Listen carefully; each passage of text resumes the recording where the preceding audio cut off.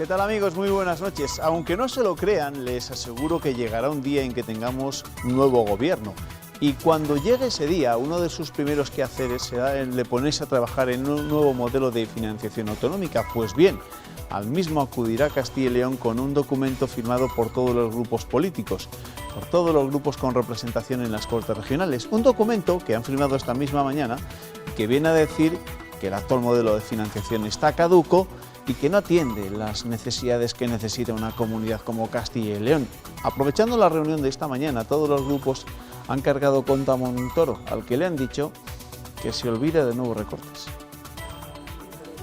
Remarán juntos para conseguir una financiación suficiente que por lo menos cubra los gastos de las consejerías sociales durante todos los años que dure el modelo, que se evalúe de forma especial el gasto sanitario, el efecto de la dependencia y que se compense a las comunidades si el Estado añade nuevos requerimientos. Los enfermos de hepatitis C no son de peor condición en Castilla y León que en el conjunto de España. Hay que atenderles y por encima de esa atención no hay nada, ni siquiera el déficit público. Acuerdo que refuerza la posición de Castilla y León ante la reunión del viernes del Consejo de Política Fiscal y Financiera. La fortaleza que nos da este acuerdo para que en ese próximo Consejo de Política Fiscal y Financiera se vaya a votar en contra de las exigencias de Montoro.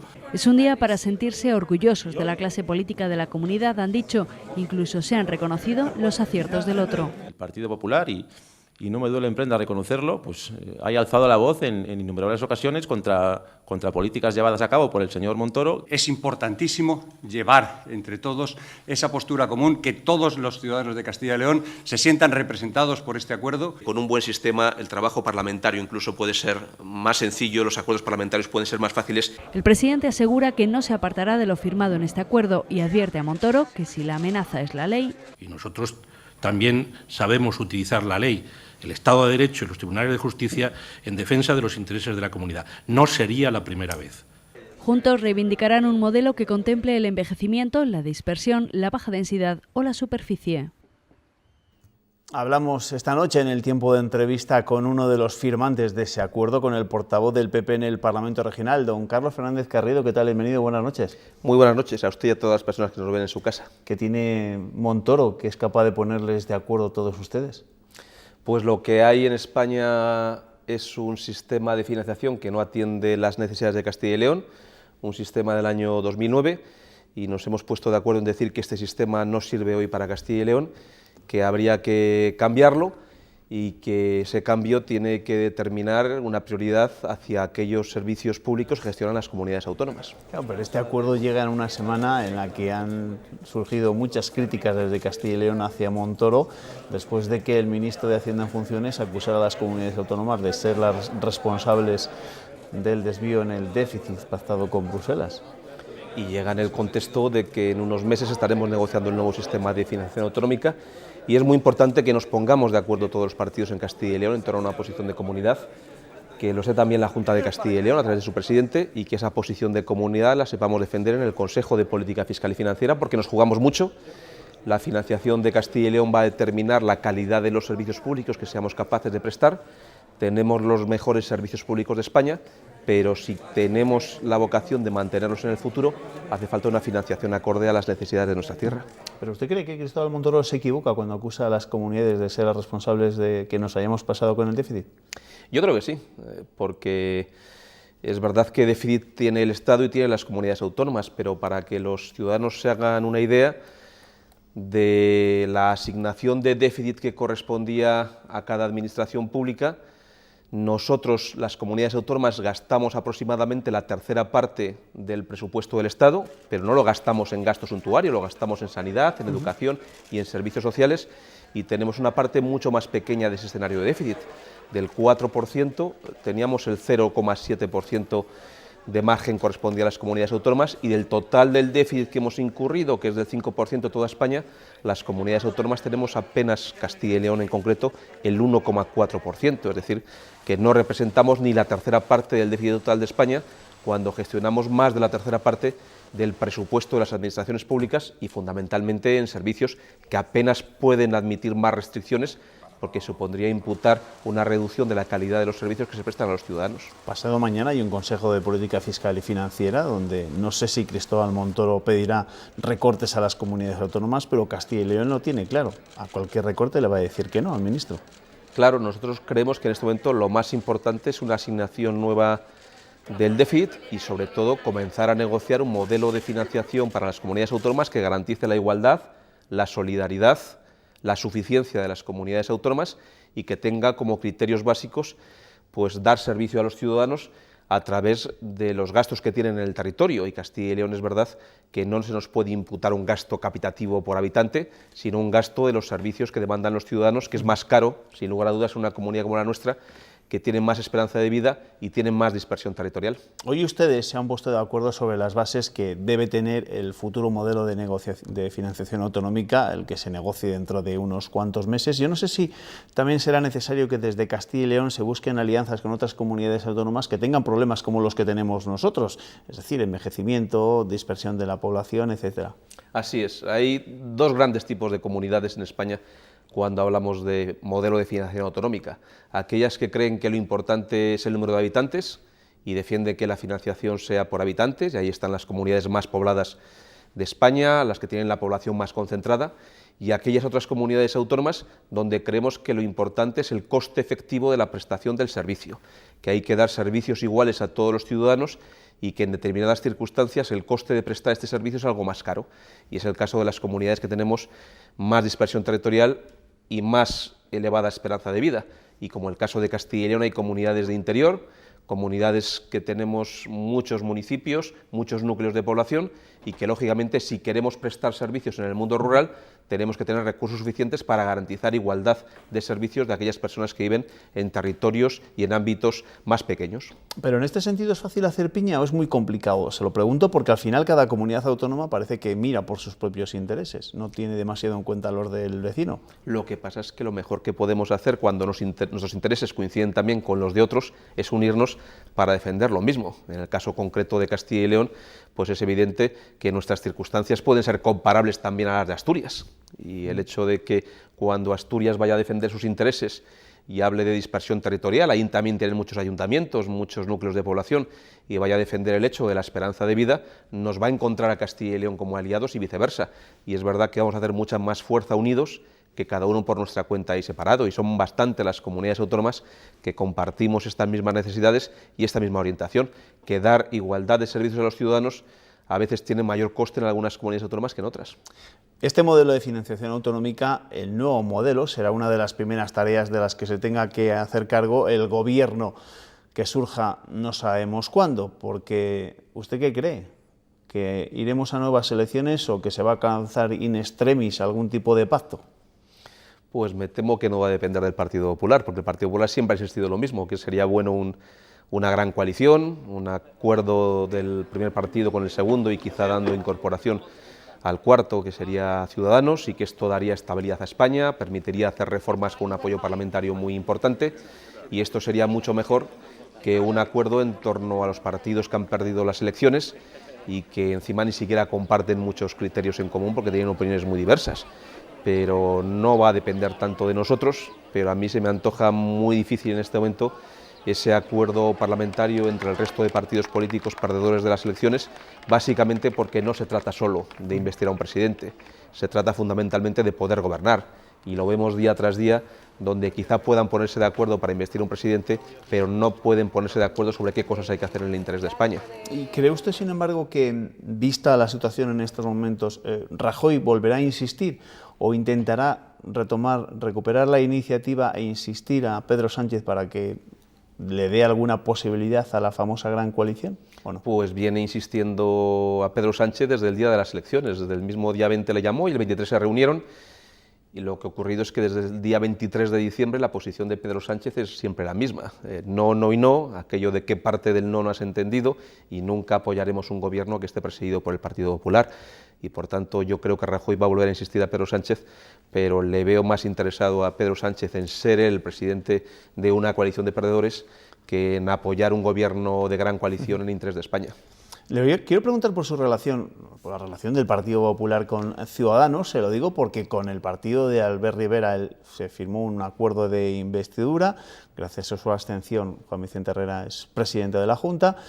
Y también se firmó el acuerdo para los presupuestos para sacarlos adelante, pero en los últimos tiempos han surgido muchas voces críticas o se han escuchado muchas críticas desde Ciudadanos hacia el Partido Popular. La semana pasada Luis Fuentes llamaba matapueblos al PP por lo de la ordenación del territorio. Esta misma semana su diputado nacional Pablo Yáñez decía que Herrera está prácticamente desaparecido y que así es muy difícil poner en marcha muchas de las políticas que habían pactado con ellos.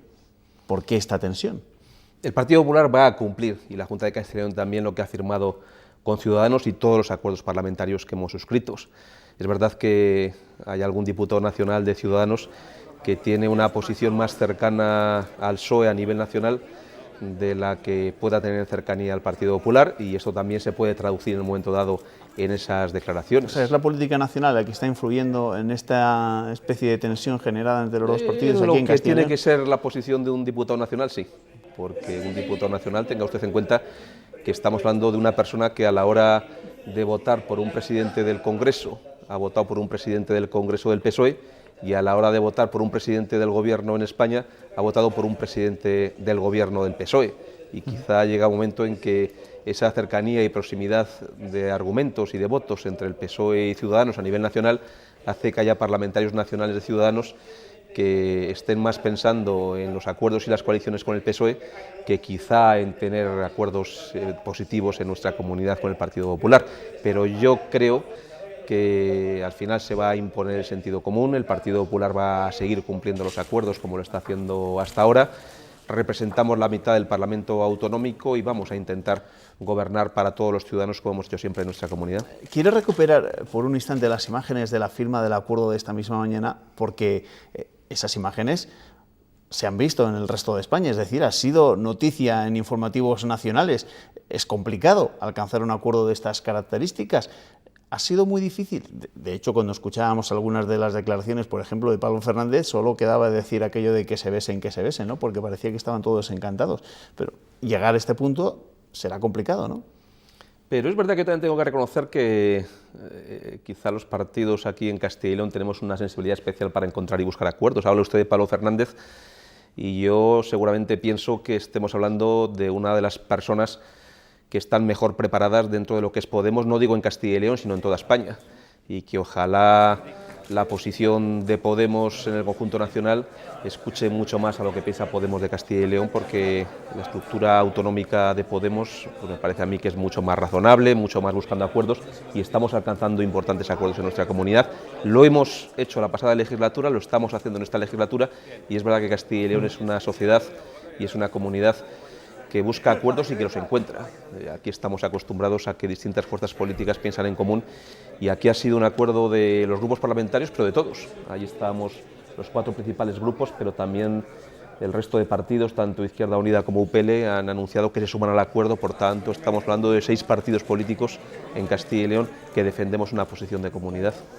Don Carlos Fernández Garrido, portavoz del PP en las Cortes Regionales. Gracias, buenas noches. Gracias a usted. Muchísimas gracias, buenas noches. El empleo, por cierto, también ha sido noticia este miércoles. La Junta destinará más de 181 millones de euros hasta el año 2020 para facilitar el acceso a un trabajo a los más de 73.000 jóvenes menores de 35 años de Castilla y León. El 25,3% de ellos está en paro. Un dato que el presidente Herrera espera se pueda reducir en parte gracias a este plan. 3 consejerías, Empleo, Familia y Educación, implementan un amplio conjunto de medidas para combatir el desempleo juvenil. Una tasa elevadísima y, por tanto, inasumible, que afecta en nuestra comunidad a 73.000 jóvenes menores de 35 años que, queriendo trabajar, no encuentran un puesto de trabajo. Es un reto, es un problema, es un drama. El presidente ha hecho hincapié en la necesidad de mejorar la conexión de la formación profesional con las necesidades de las empresas y ha llamado al nutrido auditorio joven que le escuchaba a sacarle partido a los 181 millones de euros de este plan. Esos recursos se ponen a vuestra disposición. Esos recursos, al final, proceden de los bolsillos de vuestras familias, de todos los ciudadanos de Castilla y León. Esos recursos están para aprovecharlos. Hay incentivos de 3.000 euros para fomentar la contratación indefinida, de 2.000 para la transformación de contratos temporales en indefinidos o para ampliar a tiempo completo la jornada. También se fomenta el emprendimiento con hasta 10.000 euros. Se ofrece apoyo económico para puestos de trabajo, aprendizaje o prácticas en países de la Unión Europea y Suiza. Hay líneas de apoyo también a quienes abandonaron tempranamente los estudios o para quienes quieren ampliar su formación. La actualidad laboral sigue pendiente del futuro de empresas como Lauki. El sábado habrá una nueva manifestación en Valladolid para pedir que la multinacional Lactalis no cierre la fábrica vallisoletana. Hoy el Consejo Económico y Social, la patronal, los sindicatos y las organizaciones agrarias han suscrito un manifiesto contra la deslocalización y en defensa de la plantilla y de los ganaderos. Hacemos ahora una pequeña pausa para la publicidad, enseguida recuperamos el pulso informativo de esta jornada.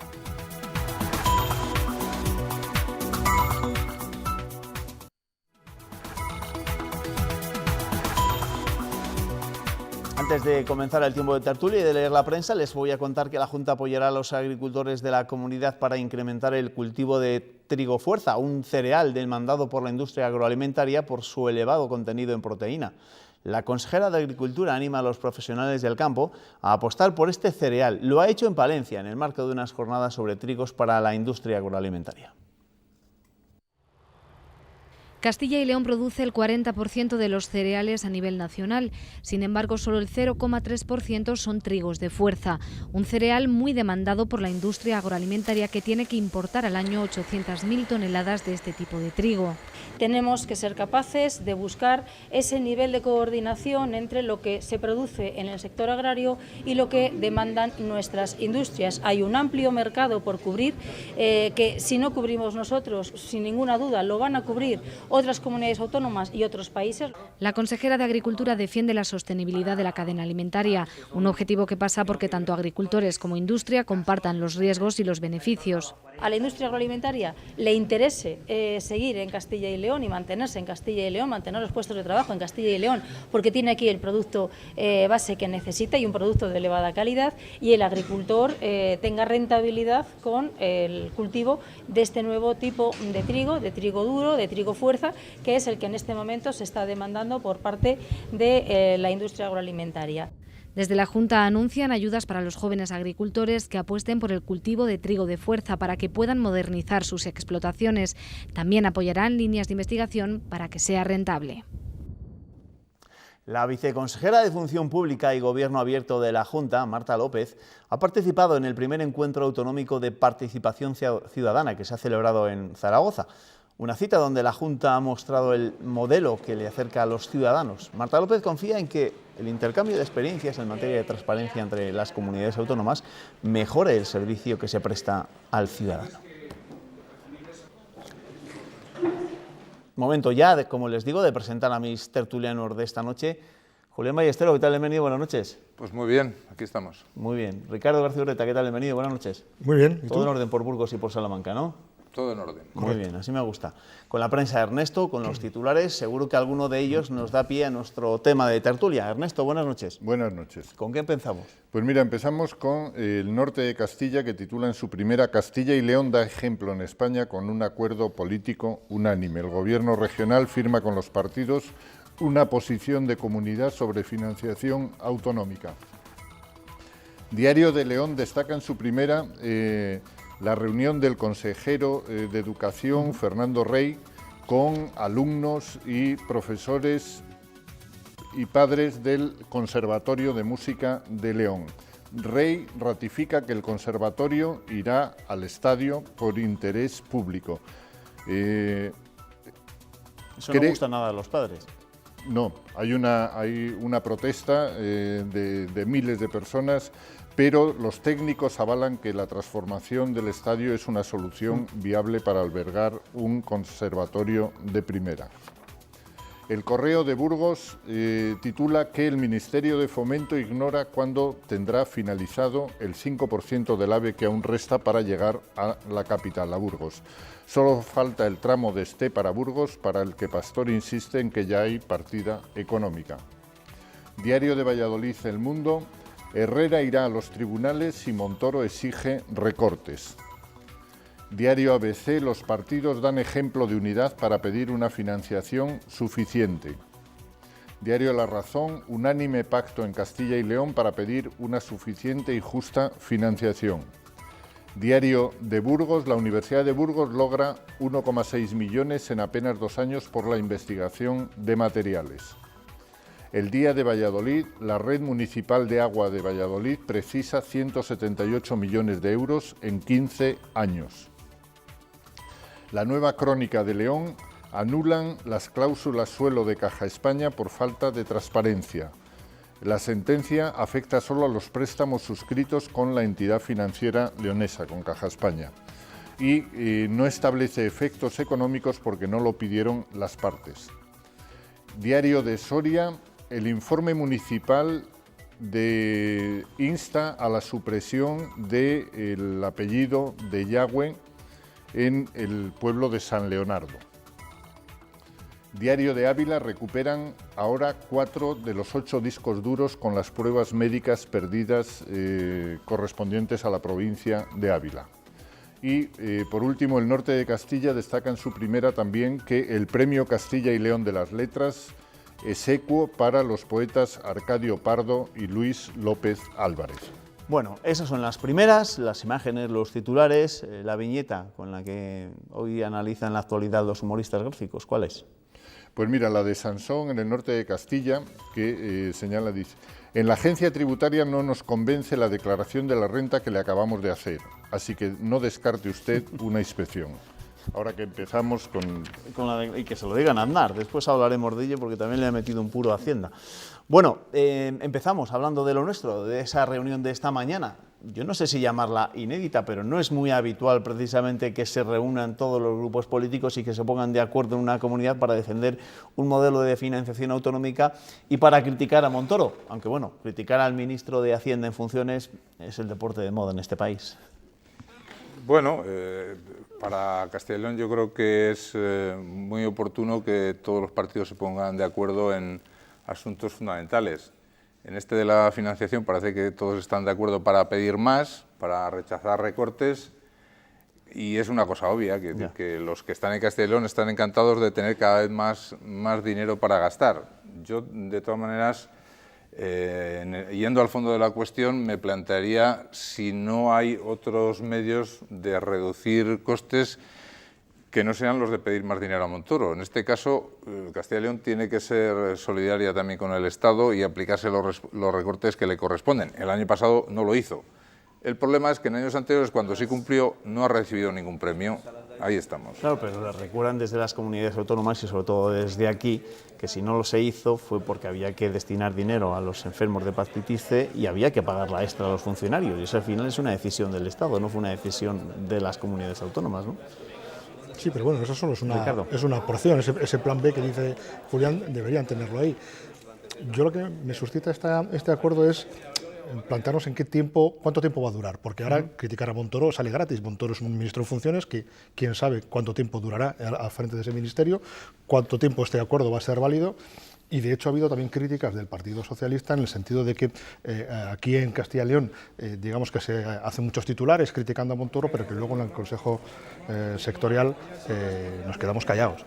Entonces esto puede tener parte de postureo, o podía tener parte de postureo, que ahora al unirse todos los grupos políticos, bueno, pues parece que tiene un poco más de visos de credibilidad. Parece que los ciudadanos podemos pensar que nuestros políticos por una vez han puesto los bueyes delante del carro. De todas maneras, va a tener un coste también para el Partido Popular. Es decir, que el mismo equipo de Juan Vicente Herrera, que está criticando a Montoro, que es criticar al gobierno del PP nacional, va a tener que pedir el voto muy probablemente dentro de pocas semanas para ese mismo gobierno, para ese mismo presidente. Quiero decir que es una actitud en este caso valiente, pero yo no sé si responde también a los intereses del partido. Desde luego a los intereses electorales del PP para junio de este año no lo veo. Pero, Julián, yo creo que el único criterio en un acuerdo de este tipo tiene que ser que defienda los intereses de Castilla y León, no los del PP ni los de nadie, y que no anteponga ninguna otra cautela a lo que debe ser prioritario, que es defender que no se pueden aplicar ahora 300 millones de recortes a las políticas esenciales que hay que desarrollar y que hay que llevar a cabo. Bueno, este asunto de la financiación autonómica de los recortes planteados por Montoro también ha sido noticia, o se ha hablado del mismo en la sectorial de Sanidad que se ha celebrado esta misma tarde en Madrid. A Castilla y León y a la mayoría de las comunidades autónomas no le han sentado nada bien que en el déficit no haya computado el gasto que han tenido que hacer para financiar los medicamentos de la hepatitis C. A la comunidad le ha supuesto un coste adicional de 50 millones de euros. Alfonso Alonso reconoce que el Gobierno ha incumplido su compromiso, que el secretario de Estado de Hacienda prometió que la financiación de los fármacos de la hepatitis C no computaría como déficit y que finalmente sí lo ha hecho. Da por bien gastado este dinero que ha permitido tratar a 46.000 personas y recuerda que es un gasto no recurrente. Las comunidades, por su parte, miran a la reunión del viernes con Montoro. Se trasladará por parte de varias comunidades autónomas al Consejo de Política Fiscal y Financiera, que es quien establece de alguna manera las condiciones del reparto del déficit, de aquellos gastos que pueden computar o no, etcétera. Este no era uno de los puntos del orden del día, sí el 23, el Real Decreto que regula la prescripción por el personal de enfermería. El Gobierno ni puede ni quiere derogar esta ley, pero abre la puerta al diálogo. Yo he apostado por intentar recuperar más niveles de consenso y al final el ministro se ha comprometido a trasladar al foro profesional de la sanidad. El Consejo Interterritorial de Sanidad además ha dado el visto bueno al nuevo calendario vacunal, a la estrategia de enfermedades neurodegenerativas, el reparto de fondos para atender a los refugiados, una partida pequeña según Sáez Aguado porque desgraciadamente aún son pocas personas a las que España ha dado asilo. Las comunidades exigen, ya han escuchado al consejero de Sanidad, Antonio María Sáez Aguado, que el gasto destinado en hepatitis C no compute en el déficit que Montoro achaca a las comunidades. Bueno, Montoro no hace prisioneros y tiene para todos, también para José María Aznar, al que según el diario digital OK Diario, el diario de Inda, del periodista Inda, Hacienda le ha multado con 70.000 euros por irregularidades fiscales. Al parecer, el expresidente podría haber utilizado una sociedad instrumental para eludir el pago de impuestos en 2011 y 2012. Cristóbal Montoro no lo ha confirmado porque dice que no tiene información de contribuyentes y sí que reconoce que se reunió con Aznar en el Ministerio de Hacienda, pero sostiene que no hablaron de este asunto. ¿Usted va a pedir dinero a Mario Fondo independientemente de lo que... Julián. Hombre, está bien que haya la misma vara de medir para todos y si el expresidente de Castilla y León y de España es también de los que hace trampas a la hora de declarar y de pagar sus impuestos, pues lo justo es que Montoro vaya por él como a por el resto. Lo que no me creo es que se hayan reunido en el Ministerio para hablar de fútbol o de algún otro asunto que no sea el que atañe a esos 70.000 euros, ¿no? No creo. No le habrá puesto tampoco los pies encima de la mesa. Pero lo que está claro es que Montoro está ajustando cuentas con sus antiguos mentores, ¿no? Con Rato y con Aznar. Lo que no quedaba aquí muy claro es la fórmula de la sociedad que utilizaba Aznar para cobrar sus conferencias, sus libros, sus charlas, sus intervenciones en televisión, porque esto le pasa también a más gente, les pasa a los humoristas, les pasa a los escritores, no queda muy claro. Había una diferente interpretación de Hacienda de lo que un año era legal o admitible y al año siguiente era perseguible. Entonces esto convendría que la Hacienda Pública lo aclarara por el bien de otras personas que puedan verse en una situación parecida y que tenga que perseguir o que persiga al que tenga que perseguir, claro. De todas maneras, un dibujante no tiene los medios de José María Aznar para ni los asesores ni los conocimientos. Ni le abren determinadas puertas y les reciben. para hacer su declaración como corresponde, ¿no? Tenemos que hablar, por supuesto, acerca de la actualidad política, de lo que se ha dicho hoy en torno a la formación o no formación de gobierno, pero antes tenemos que contarles un suceso porque la Guardia Civil ha detenido a 12 personas en el municipio soriano de Olvega relacionados con la inmigración ilegal de ciudadanos chinos. Se han realizado registros en bazares y casas como parte de una operación más amplia que se está llevando a cabo en distintos lugares del país contra la trata de blancas. La operación continúa abierta y se encuentra bajo secreto de sumario. ¿Y qué quieren que les diga sobre las negociaciones paradas en estos momentos para intentar formar un gobierno antes de ir a las elecciones? Apenas queda mes y medio para que los partidos consigan evitar otros comicios, pero ninguna mueve su postura. Pedro Sánchez insiste a Pablo Iglesias en que permite una investidura con su pacto con Ciudadanos, pero Podemos solo piensa en romper ese acuerdo y que el PSOE acceda a formar una coalición de izquierdas. Yo le digo al señor Iglesias, no le imploro, sino que le exijo su responsabilidad. Yo he asumido la mía, la de dar un paso al frente e intentar propiciar ese cambio. Y a mí me gustaría contar a mi izquierda con el señor Iglesias. Llegados a este punto, en cualquier caso, creo que hay que hablar a la gente con honestidad y decirles la verdad. Si Pedro Sánchez no quiere explorar esa vía, iremos a elecciones y nosotros saldremos en esas elecciones con la disponibilidad de ganarlas. Tras el Partido Popular por un lado y Podemos por otro, pues se mantengan en sus posturas actuales, pues parece que nos abocan a esa repetición de elecciones. Bueno, a ver, opinión de la mesa, ¿qué va a pasar? Pues es que hemos entrado en bucle, o sea, estamos ya... Yo creo que también, es cierto. Repitiéndonos. ¿Qué va a pasar? Lo llevo preguntando yo desde hace ¿cuántos días? 114, 115. Si hay que hacer apuestas, pues ahora 99% es que vamos a unas nuevas elecciones, porque desde luego aquí nadie cede, nadie da su brazo a torcer y lo más probable es que el 26 de junio estemos ahí votando otro gobierno, otro parlamento que probablemente sea muy semejante al que tenemos.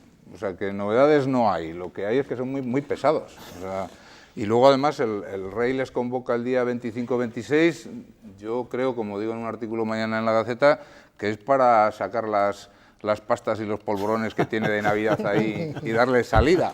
Sí. Porque ya me dirás qué le van a contar. Pues, ¿Qué le van a contar? Que ganas muchas, pero que no se ponen de manera. A ti te puede enfadar, pero a Ricardo y a mí bastante más, que nos fastidia un día de fiestas en San Pedro. Claro, exacto. Son justo 2 días después de las fiestas. Pero fíjate si estamos en bucle, que se me ha ocurrido mirar el periódico del último día que estuve aquí con vosotros, el día siguiente. Y ahí se firmaba un pacto entre PSOE y Ciudadanos para perseguir la corrupción. Hemos visto que se han sucedido los casos de corrupción. Y había también un titular de Mariano Rajoy que decía que se veía con fuerza para aguantar el pacto entre PSOE y Ciudadanos. Y así ha sido. Se ha cumplido el titular en ambos casos. Sigue aguantando, sigue haciendo de esa particular virtud suya de manejar los tiempos a su manera, consigue sacar un rédito tremendo, porque todo el mundo se desgasta, menos él, que desgaste se supone que lo lleva asumido, y ahora tenemos al candidato en funciones, un presidente en funciones, que es Rajoy, un candidato en funciones, que es Pedro Sánchez, incapaces de mover ficha, y están a lo que suceda. Probablemente, pues como todo el mundo opina, el 26 de junio nos tendremos que hacer un alto a las fiestas de San Pedro en Burgos para ir a votar. Yo antes pensaba que las encuestas, los sondeos de estas semanas, pues al ver que Podemos caía con fuerza durante un tiempo, que el PP podía subir, pues eso que podía mover alguno de estos bloques que son incompatibles, pero parece que no, son inasequibles también al desaliento, deben estar confiados todos de que van a ganar el 26 de junio, lo cual es imposible. Alguno tendrá que perder, ¿no? Hay un movimiento de Podemos para acercarse a Izquierda Unida por si se le derraman votos por ese costado, pero los demás están estáticos. Bueno, pues no sabemos qué es lo que va a ocurrir, pero mientras las negociaciones están paralizadas, siguen las actuaciones policiales, porque hoy la policía ha detenido al alcalde de Granada, a José Torres Hurtado, y a su concejala de urbanismo por una supuesta trama para beneficiar a empresas con recalificaciones urbanísticas. El regidor, que por la tarde era puesto en libertad con cargos, ha dicho que no piensa dimitir y ha negado la corrupción. El PP, por su parte, ha decidido suspenderle temporalmente de militancia.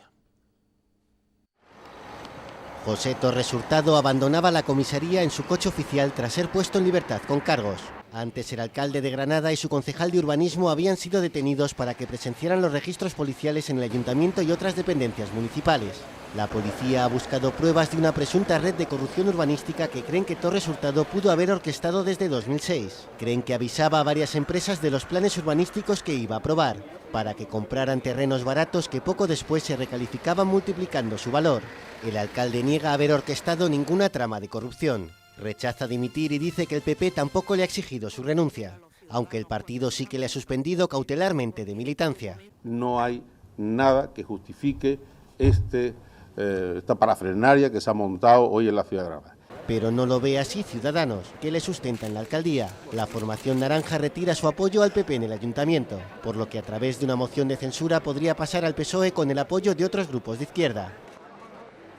Bueno, pues así están las cosas. En fin. Que seguimos en bucle. Sí, ¿Cuántas veces lo hemos visto? Desde... Sale, al alcalde lo trinca la policía, la Guardia Civil, los síntomas de la enfermedad del latrocinio los tiene clarísimos, pero se resiste a dejar la alcaldía, que le tendrán que echar, se resiste a dejar su acta de militante del PP, el partido le abre un expediente, que decir que todo esto ya lo hemos visto. De todas maneras, también es un alcalde de estos que es otro figura. Ahí me recuerda en algunas cosas a Javier León aquí en Valladolid. Este hizo declaraciones, si os acordáis, es el que decía que los hombres íbamos muy bien cuando vamos vestidos y las mujeres muy elegantes cuando iban desnudas.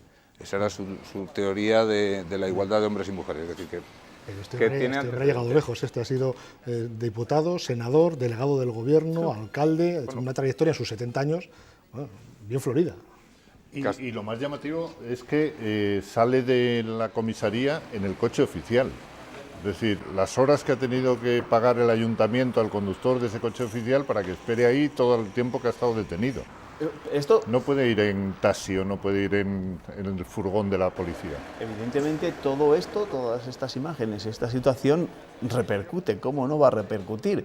En las posibles negociaciones y en una puerta que no sé si de forma utópica se podría haber abierto para que, por ejemplo, PP se acercara a Ciudadanos, pero entiendo que Ciudadanos, después de ver estas cosas, también va a ser muy crítico, ¿no?, con el Partido Popular, o un poco más crítico con el Partido Popular. Si es que en estos 100 días que estamos de no negociaciones, porque no han sido negociaciones de verdad, ha ocurrido de todo, ha habido casos de corrupción durante los 100 días suficientes como para que Ciudadanos se sienta espantado o no. Que yo creo que lo que le retiene a Ciudadanos es que no es su opción principal la de formar un gobierno con el Partido Popular, porque no suma. Y bueno, pero con el PSOE Ciudadanos tampoco insisten en la gran coalición, son los únicos, parece. Pero con la convicción, Rajoy cree todavía, pero como Rajoy no le coge ni el teléfono. Con la convicción de que eso le dará votos, no de que sea posible, que sabe que es imposible. Ahora, si creen que ante unas siguientes elecciones el defender esa gran coalición es rentable, pues ahí están, pero es imposible. Pero si algo han dejado claro estos 100 y pico días que llevamos de presuntas negociaciones, que las líneas rojas las han debido pintar con pimentón y se las lleva el viento, porque todo el mundo ha hecho renuncia, todo el mundo ha cambiado de opiniones, lo que dijeron en un principio lo han ido cambiando. Eso también el elector tiene que darse cuenta de que lo que sus candidatos favoritos, aquellos a los que votó, le prometieron unas cosas, ya han ido cambiando su estrategia posteriormente, con lo cual no deja de ser un análisis que tiene que hacer cada uno a la hora de emitir su voto, quién considera que es más fiel a su palabra. Pero claro, si eres completamente fiel a tu palabra es imposible que llegues a un acuerdo. Si te quedas en el sectarismo más frío, es imposible que en un escenario de 3 piezas tan grandes como son PSOE, PP y Podemos puedas entrar. Me refiero en el caso de Ciudadanos, puedes entrar a conseguir un pacto. Por otra parte, Ciudadanos también ha fracasado en esa consecución de acercar al PP a la gran coalición, ¿no? Que era, digamos, igual la parte que le tocaba en ese pacto con el PSOE, igual que el PSOE tenía que lograr un acercamiento con Podemos, así lo entiendo yo. Y ninguno de los dos ha sido capaz de arrimar a una gran coalición a los otros dos. Es que no es un acercamiento, es pedir al PP que se abstenga para que gobierne el PSOE con Ciudadanos, que eso va contra el DNI de los populares. Y después de las negativas de Sánchez a Rajoy, vamos, de los noes rotundos de Sánchez a Rajoy. Lo mismo que pedirle al PSOE que se abstenga, pues para que gobierne el PP, pues le saldrían granos y se pondrían malísimos, vamos, que no lo van a hacer. Viendo que todo esto no avanza, todo esto de la política no avanza, hemos decidido echar la vista atrás y recuperar a personajes de los 90, de la cultura del pelotazo, ya saben, a Mario Conde, que vuelve a ser noticia hoy, bueno, es noticia desde esta semana. El juez Pedraz ha decretado prisión incondicional sin fianza para Conde y para su abogado Francisco Javier de la Vega. Ambos están acusados por los delitos de blanqueo de capitales, organización criminal y 8 delitos contra la hacienda pública. Esta era la petición que hacía la Fiscalía Anticorrupción. A la hija del exbanquero, el juez le ha impuesto arresto domiciliario. Alrededor de 20 minutos ha durado la declaración de Mario Conde ante el juez Pedraz. En la mañana de este miércoles, el exbanquero abandonaba las dependencias de la Guardia Civil en Tres Cantos y pasaba a disposición judicial. Le ha negado todo lo que se le están imputando y dice que sí que va a poder acreditar y justificar el origen del dinero y, bueno, y rechazar todas las acusaciones que le está haciendo la Fiscalía, ¿no? El lunes, la Guardia Civil halló 160.000 euros en los registros de la casa del exbanquero y otros lugares relacionados con él. La Fiscalía pedía prisión incondicional para Mario Conde, su hija y su abogado por la repatriación de 13 millones de euros. Alegaban riesgo de fuga y destrucción de pruebas. El señor Conde ha disfrutado de un tercer grado cuando estaba condenado por el tema Banesto y nunca ha quebrantado la situación de libertad condicional que tenía. Y luego también ha tenido varios permisos cuando estaba en prisión y tampoco quebrantó ningún permiso. Finalmente, el juez de la Audiencia Nacional ha decretado prisión sin fianza para Mario Conde y su abogado. El exbanquero vuelve a prisión 8 años después, en esta ocasión a Soto del Real. Bueno, pues ahí estamos, uno de los personajes habituales de los 90, estaba en todas las salsas, todo el mundo quería hacerse fotos con Mario Conde, todo el mundo quería ser millonario como Mario Conde, y ya ven cómo ha acabado Mario Conde. Bueno, estuvo 11 años en prisión y ahora vuelve a la cárcel. Y ahora que se habla de los papeles de Salamanca, probablemente Mario Conde, perdón, de Salamanca, de Panamá, se me va. Probablemente escribió el manual de cómo se hace eso, porque debía tener un entramado para repatriar ese dinero absolutamente complicado, de estos de una ampliación de capital, una empresa que se presta a otra, esos dineros desaparecen y acaban todos... No debe ser tan difícil, porque fíjate que una gente como los Puyol pues tienen también otro entramado de tres narices, Luis Bárcenas tenía otro entramado, o sea, lo de los entramados debe ser pagarle un dinero a un señor y dices, me montas un entramado por ahí de sociedades y te lo montan enseguida. El problema es tener el dinero. Claro. No, o estar cerca de él para... Si te has llevado, como dicen, 7.000 millones de pesetas de las de entonces, pues entonces es cuando puedes pagar al tío que te hace el entramado. Julián, lo más llamativo es que en los años 90 quien se llevaba el dinero no lo devolvía y en los años 2000 y pico tampoco. Es decir, a mí lo que me parece realmente escandaloso es que ninguno de estos que han ido a la cárcel o que han sido sometidos a juicio ya y se ha probado que han robado, ha devuelto el dinero. Bueno, a Mario Conde le han cogido 10 millones por el extranjero, la Hacienda Pública ha hecho una especie de acta de reciprocidad con otras haciendas y han paralizado dinero en cuentas, que la Hacienda funciona de maravilla. Ya estamos viendo que Montoro tendría que ser superministro, presidente de gobierno, porque funciona con una eficacia implacable. Pero es que ya además, le han cogido 10 millones. Es que además no ha cumplido su condena. Claro. Es decir, se benefició de todas las reducciones de condena y se salió mucho antes de lo que le correspondía sin haber devuelto un euro y sabiendo todos que se lo había llevado crudo. Esto yo creo que ya no son agujeros. Esto decía, ¿hay agujeros en la justicia? Yo creo que no.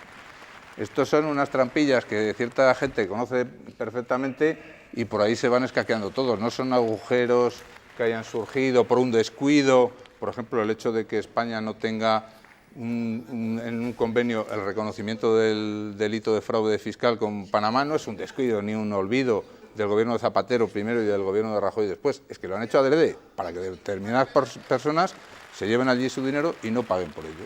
Claro, y lo que piensa mucha gente al ver el caso de Mario Conde, cómo ahora le han pillado repatriando el dinero que en su día expolió a los accionistas de Banesto, es que igual hay muchos personajes, también pájaros, que dicen, me llevo el dinero, estoy 5, 6 años, 10 años en la cárcel y después, es Castilla, aquí lo tengo de nuevo, ¿no? Bueno, yo lo de estar en la cárcel 5 o 6 años me parece que no es cosa menor, ¿eh? No creo que lo haga nadie. Bueno, pero caray...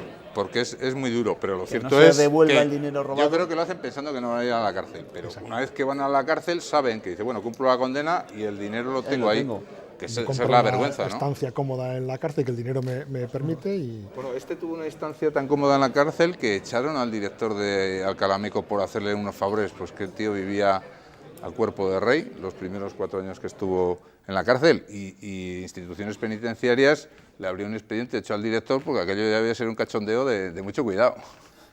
Pero cómo son, la historia, estos personajes que antes eran un ejemplo para mucha gente joven, ¿no? O que mucha gente joven quería parecerse a él. Nos poníamos gomina. Nos poníamos gomina. Nos poníamos gomina. Ernesto, no, tú no. No, yo eso no llegué nunca a eso, pero sí que es verdad que con el pelo rizado que tienes no te puedes poner gomina porque es imposible. Instituciones tan serias como la Universidad Complutense le declararon doctor honoris causa. Bueno, esas cosas se compraban entonces. Sí, supongo que sí. Sí, con una buena...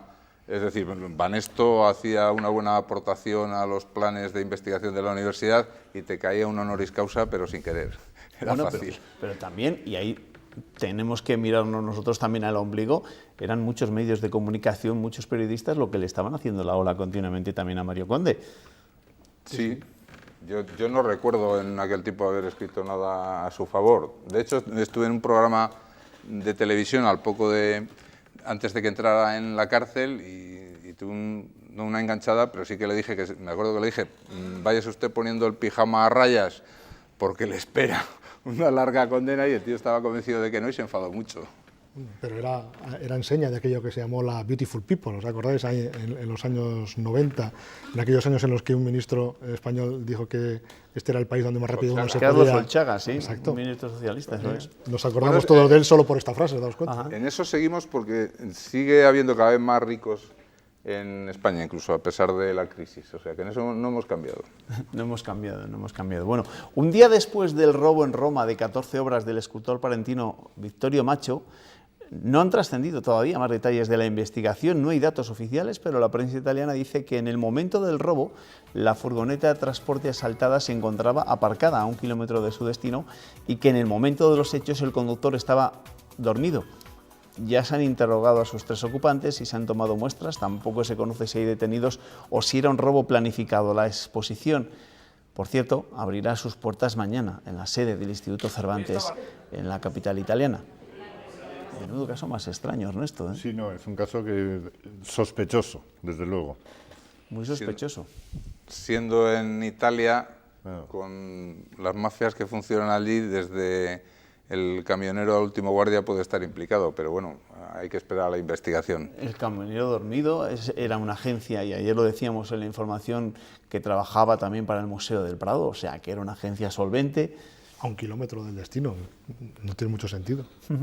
La siesta se la podía haber echado un poco antes, así atravesando Francia, pero una vez que llegas ya allí, lo de la siesta es sospechoso. Aparte que los italianos no suelen dormir siesta, ¿no? No, eso solo es de españoles. Somos los españoles los de la siesta. Los italianos lo que hacen es dormirse para que ocurran cosas. Vaya. A veces en el camión, a veces fuera del camión. Te voy a pedir información sobre 2 de los protagonistas de esta jornada. Lo volverán a ser dentro de unos días cuando se entreguen los premios Castilla y León en vísperas de Villalar, porque hoy hemos conocido los premios de las letras de Castilla y León. Lo van a compartir 2 escritores, los poetas Arcadio Pardo y Luis López Álvarez. Ambos son niños de la guerra, de la generación de los 50.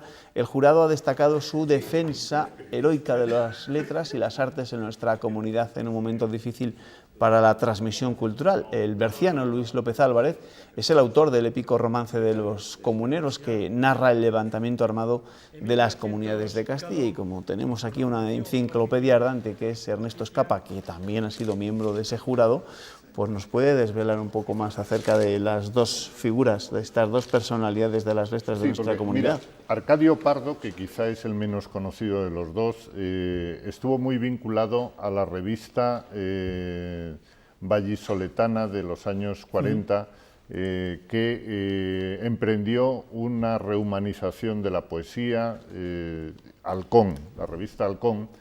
Y Luis López Álvarez, que vivió desde el año 1950 fuera de España, primero en París, después en África, vinculado a movimientos de liberación como el protagonizado por Lumumba en el Congo, y vinculado a personajes como el premio Nobel Miguel Ángel Asturias. Es decir, son 2 poetas con solvencia, con edad y con un merecido reconocimiento que les llega ya cuando son mayores, pero bueno, que estarán el día 22 a recoger su galardón. Estos reconocimientos se han conocido hoy, en vísperas, además, Ernesto, de que mañana comiencen unas jornadas dedicadas a captar nuestra esencia. Yo no sé si definirlo así, a ver cómo somos, ¿no? Unas jornadas que organiza la Fundación Villalar. Bueno, yo creo que más que a captar nuestra esencia, a radiografiar nuestra situación cultural. Bien. Es decir, hacer un repaso, una cartografía cultural, provincia a provincia, lugar a lugar,